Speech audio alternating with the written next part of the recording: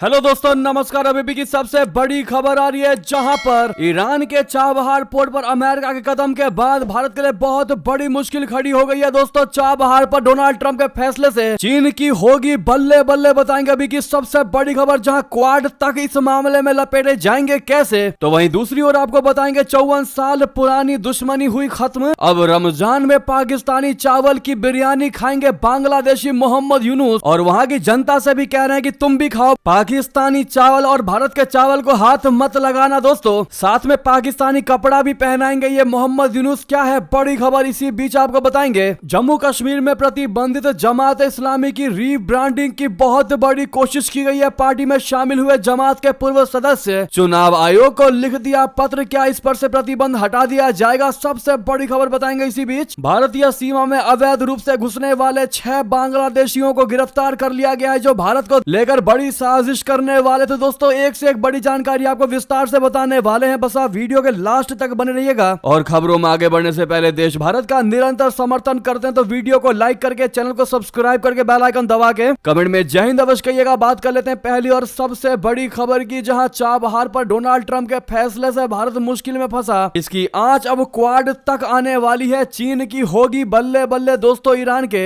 Chabahar port पर America के कदम के बाद भारत के लिए बड़ी मुश्किल खड़ी हो चुकी है। इसी महीने 6 फरवरी को अमेरिकी राष्ट्रपति डोनाल्ड ट्रंप ने एक कार्यकारी आदेश जारी किया था, जिसमें विदेश मंत्री मार्को रूबियो को चाबहार पर प्रतिबंधों में दी गई छूट को रद्द करने या संशोधित करने का निर्देश दिया गया। चाबहार बंदरगाह पाकिस्तान को दरकिनार करते हुए मध्य एशिया तक पहुंच हासिल करने के भारत के अभियान के लिए महत्वपूर्ण है। बीते साल ही भारत ने इसके विकास और संचालन के लिए ईरान के साथ 10 वर्षीय समझौते पर हस्ताक्षर किए थे। दोस्तों, अमेरिका के कदम ने एक तरफ जहां भारत के लिए असहज स्थिति की है, वहीं प्रतिद्वंदी चीन के लिए यह मौके की तरह सामने आया है। चीन ने इसी इलाके में पाकिस्तान के ग्वादर में स्थित गहरे पानी के बंदरगाह में बड़ा निवेश किया है। इससे न सिर्फ चीन को व्यापार बल्कि हिंद महासागर क्षेत्र में पैर जमाने का रास्ता भी खुलता है, जहां भारत का लंबे समय से रणनीति प्रभाव रहा है। लेकिन चीन का ग्वादर प्रोजेक्ट एक तरह अभी तक असफल रहा है, जबकि भारत के बनाए चाबहार ने व्यापार शुरू कर दिया है। ट्रंप के आदेश का उद्देश्य ईरान पर अधिकतम दबाव अभियान को फिर से शुरू करना है, लेकिन इससे भारत के प्रमुख रणनीतिक हितों पर भी असर पड़ेगा। इंडियन पोर्ट्स ग्लोबल लिमिटेड और ईरान के बंदरगाह और समुद्री संगठन ने साल 2024 में चाबहार डील की थी। इसीलिए दोस्तों, भारत के लिए इस पोर्ट का महत्व आर्थिक से भी ज्यादा है। ये एक रणनीतिक संपत्ति है जो ऐतिहासिक रूप से अस्थिर पड़ोसियों क्षेत्र के साथ आर्थिक संबंधों को मजबूत करता है, साथ ही दक्षिण एशिया, मध्य एशिया और मध्य पूर्व में चीन के बढ़ते प्रभाव को संतुलित करता है। दोस्तों, अब ऐसे में चाबहार पर डोनाल्ड ट्रंप का यह फैसला प्रतिबंधों में छूट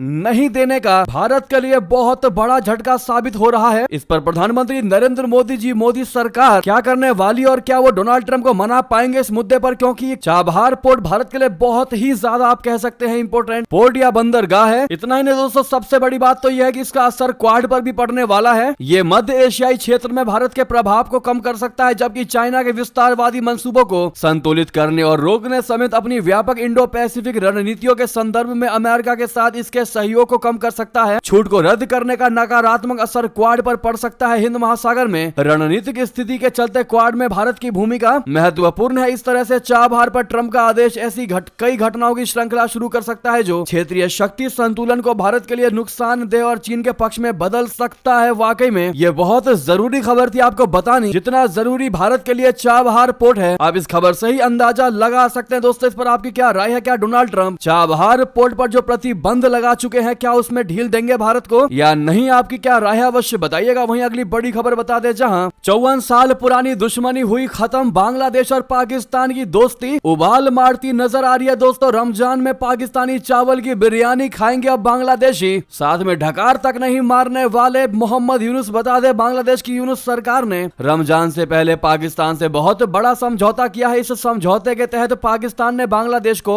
50,000 टन चावल बेचा है। 1971 के बाद यह पहली बार ऐसा है जब बांग्लादेश ने पाकिस्तान से चावल खरीदा है। इन चावलों को अब बांग्लादेश के बाजारों में भेजा जाएगा। बांग्लादेश के इस फैसले ने 54 साल पुरानी दुश्मनी को खत्म कर दिया है। साल 1971 में पाकिस्तान से ही अलग कर बांग्लादेश का गठन किया गया था। कहा यह जा रहा है कि पाकिस्तान से चावल खरीदने के पीछे रमजान के मौके पर इसके दामों को नियंत्रण करना है। बांग्लादेश की सरकार महंगाई से जूझ रही है। बांग्लादेश में चावल की कीमत वर्तमान में औसतन 75 रुपए प्रति किलो है। आमतौर पर बांग्लादेश भारत से ही चावल खरीदता रहा है। पूरी दुनिया में चावल सबसे ज्यादा भारत में ही होता है। पिछली बार बांग्लादेश ने 2 लाख टन चावल भारत से खरीदा था, लेकिन नई अंतरिम सरकार मोहम्मद यूनुस ने इस बार पाकिस्तान से चावल खरीदने का फैसला किया है। जी हाँ, यानी एक और बड़ा भारत विरोधी फैसला। आप इसको समझ सकते हैं कि मोहम्मद यूनुस लगातार वो सारे फैसले ले रहे हैं जो भारत विरोधी है, या फिर भारत की काट साबित हो सकती है, यानी भारत का अल्टरनेटिव साबित हो सकता है बांग्लादेश के लिए, जो भारत के लिए वाकई में बड़ा खतरा है। वहीं यूनुस सरकार ने इस बार 50,000 टन चावल भारत से और 50,000 टन चावल पाकिस्तान से खरीदने का फैसला किया है। भारत से उससे अब तक 16,000 टन चावल मिल भी गया है। वहीं रमजान से पहले पाकिस्तान का चावल बांग्लादेश भेजा गया है। जी हाँ, जियो टीवी के मुताबिक बांग्लादेश ने IRRI 6 नाम के चावल बांग्लादेश भेजे हैं। ये चावल सफेद है और लंबा होता है, जिसका प्रयोग बिरयानी बनाने के लिए भी किया जाता है। इधर बांग्लादेश से व्यापार शुरू होने से पाकिस्तान की सरकार उत्साहित है। पाकिस्तान ने बांग्लादेशियों के लिए वीजा नियमों में भी भारी छूट दे दी है। इतना ही नहीं दोस्तों, अब बांग्लादेश पाकिस्तान का कपड़ा पहनने वाला है। वो तो थी चावल की बात, अब कपड़े की बात करते हैं। जहां कभी एक दूसरे के विरोधी रहे ये पाकिस्तान और बांग्लादेशी, आज इतने करीब आ चुके हैं मोहम्मद यूनुस की वजह से कि अपना भारत तक परेशान हो चुका है कि आखिर मोहम्मद यूनुस को भेजा तो किसने भेजा। बांग्लादेश के विदेश मंत्रालय के अधिकारी ने बताया कि पाकिस्तान से एक महिला उद्यमियों का प्रतिनिधिमंडल जल्द ही ढाका आएगा, जहां वे अपने उत्पादों का प्रदर्शन करेंगे। ये प्रदर्शनी ढाका के प्रतिष्ठित गुलशन क्लब में आयोजित की जाएगी। इस प्रदर्शनी में पाकिस्तानी 3 पीस यानी 3 पीस सूट का विशेष रूप से प्रदर्शित किया जाएगा, जो बांग्लादेश में बहुत ही ज्यादा लोकप्रिय है दोस्तों। यानी कि चावल के साथ साथ अब बांग्लादेशी पाकिस्तानी कपड़ा भी पहनने वाले हैं। आप कह सकते हैं कि मोहम्मद यूनुस ने यह ठान लिया है कि वो हर तरीके से जितने भी व्यापार भारत के साथ हो रहे हैं उसकी काट निकाल करके भारत को त्याग देंगे, लेकिन भारत कभी ऐसा होने नहीं देगा। सिर्फ अभी भारत इन बांग्लादेशों की हरकतें देख रहा है और जल्द ही बड़ा एक्शन लेने वाला है। वहीं बता दें, प्रतिबंधित जमात इस्लामी की रिब्रांडिंग की है कोशिश। पार्टी में शामिल हुए जमात के पूर्व सदस्य चुनाव आयोग को लिख दिया पत्र। जी हां दोस्तों, जम्मू कश्मीर में एक राजनीतिक घटनाक्रम के तहत प्रतिबंधित जमात इस्लामी के पूर्व नेताओं ने एक नई राजनीतिक party Jammu Kashmir justice and development front यानी JKJDF के गठन की घोषणा की है। ये घोषणा कश्मीर के कुलगाम जिले में एक कार्यकर्ता सम्मेलन के दौरान की गई, जो जमात का एक मजबूत गढ़ माना जाता है। नई पार्टी के अधिकांश सदस्य पहले जमात इस्लामी का हिस्सा रह चुके हैं और इसका उद्देश्य पूर्व सदस्यों को एकजुट करना है। पार्टी ने चुनाव आयोग को आधिकारिक मान्यता और चुनाव चिन्ह के लिए आवेदन भी दिया है। JKDF के अध्यक्ष शमीम अहमद ने कहा है, ये पार्टी जमात का ही एक नया स्वरूप है। चूंकि जमात प्रतिबंधित है, हम अब इस बैनर के तहत काम करेंगे। उन्होंने आशा जताई है कि पार्टी पारदर्शी शासन मॉडल प्रस्तुत करेगी और केवल वादों तक सीमित नहीं रहेगी। उन्होंने यह भी कहा कि पार्टी नेशनल कॉन्फ्रेंस सरकार और मुख्यमंत्री के उन फैसलों का समर्थन करेगी जो जनता के हित में होंगे। जी हाँ, यानी कि अलग तरीके से उसी पार्टी की रीब्रांडिंग की जा रही है दोस्तों जम्मू कश्मीर में। ऐसे में देखना ये होगा कि केंद्र सरकार क्या इनके मंसूबे पूरे होने देगी या फिर शुरुआती दौर में ही इन पर भी रोक लगा दी जाएगी। वहीं बता दें, भारतीय सीमा में अवैध रूप से घुसने वाले 6 बांग्लादेशी हुए गिरफ्तार। बॉर्डर पर BSF ने धर दबोचा। दरअसल मेघालय में सीमा सुरक्षा बल बोले तो BSF के जवानों ने 6 बांग्लादेशियों को पकड़ा, जिनमें से कुछ पहले मुंबई में राजमिस्त्री का काम करते थे। अधिकारियों ने रविवार को यह जानकारी दी। अधिकारियों ने बताया कि इन सभी 6 लोगों को शनिवार को तब पकड़ा गया जब वे रोजगार की तलाश में फिर मुंबई जाने के लिए बांग्लादेश से मेघालय पहुंचे थे। उन्होंने बताया कि गुप्त सूचना के आधार पर कार्रवाई करते हुए BSF कर्मियों ने समन्वित अभियान चलाकर 6 बांग्लादेशी नागरिकों को पकड़ा। उनमें से 4 पश्चिमी जैंतिया हिल्स जिले में और 2 दक्षिणी गारो हिल्स जिले में पकड़े गए हैं। BSF के एक जवान प्रवक्ता ने बताया कि उनमें एक महिला भी है जिसने अपने पति का इलाज कराने के लिए मुंबई जाने की योजना बनाई थी। दोस्तों वहीं बता दें, पाकिस्तानी ड्रोन को लेकर BSF की जबरदस्त घेराबंदी। अब पड़ोसियों को देंगे करारा जवाब। 9